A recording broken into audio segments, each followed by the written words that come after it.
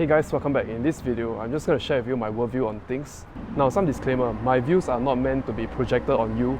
My purpose of this video is to help you navigate through tough times, and if you need certain answers to certain things, I might have those answers that work for me, so I'm going to share with you.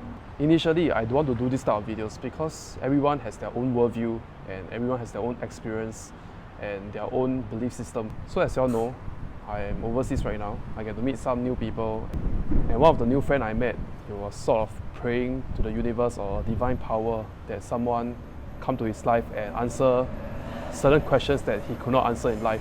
And I happen to be a guy that is obsessed with the truth, and I am very curious about a lot of things since I was young. I question about the system, question about our internal beliefs, question about the narratives we run in our head.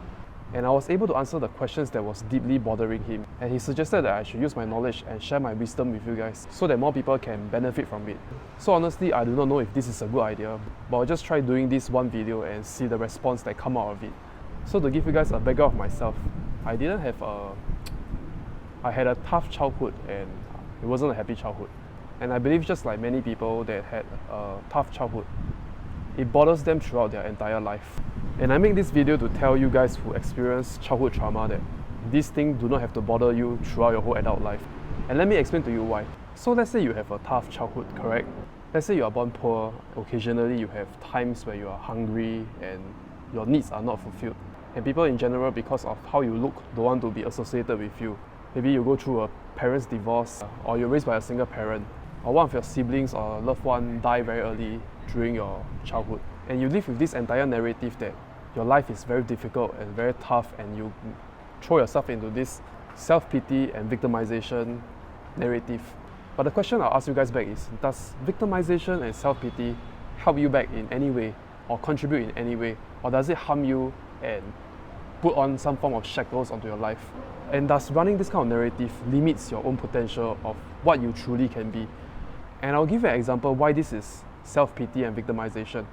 It is a narrative in your brain that you can actually totally remove. And I can tell you that your childhood trauma doesn't matter. It is what your brain wants to tell itself. And you feel that you have to rely on substances or religious doctrine to numb this pain of yours. Okay, now let me tell you why it totally doesn't matter at all.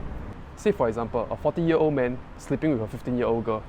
It is a very bad thing and it's morally unjustifiable. If any 15-year-old girl today were to be forced to sleep with a 40-year-old man, they will get trauma throughout their entire life, correct?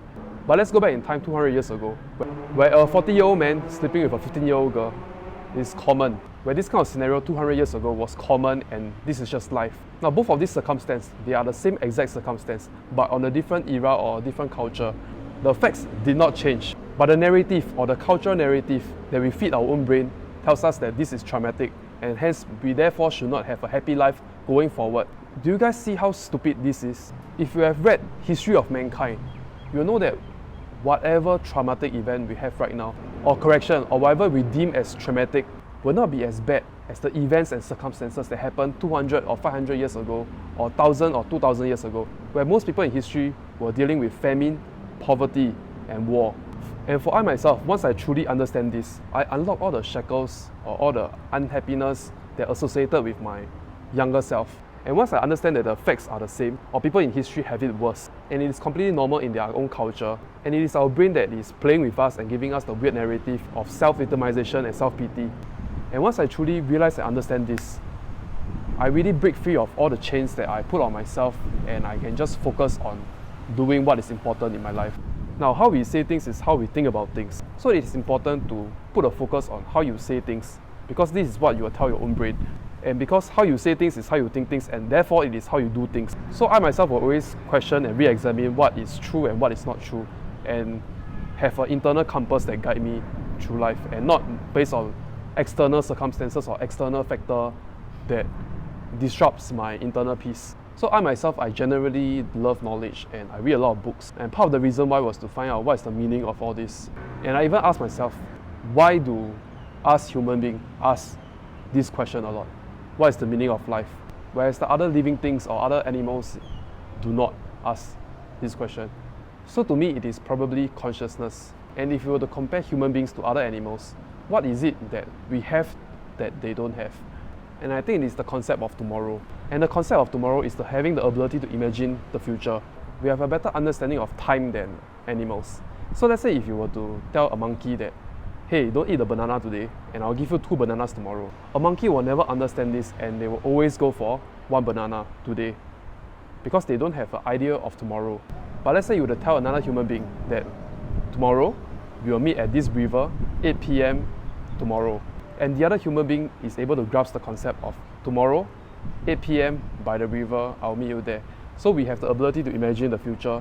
We have the concept of tomorrow, and this ability to have the concept of tomorrow opens up a whole new portal of having the ability to imagine things. And with imagination, we try to come up with narratives to help us make sense of the world. And some of these narratives are not true. So question that belief. For example, your trauma or whatever society your parents are projecting to you. Okay, I think I'll make this video short, and if you guys like this kind of video, just comment down below and I'll see the response and see if I want to continue doing this type of video. I still have a lot more to say. So if you guys are interested, just let me know. Don't forget to help me like this video and help me subscribe to my channel. Thank you, and I'll see you next week. Now I feel like taking off.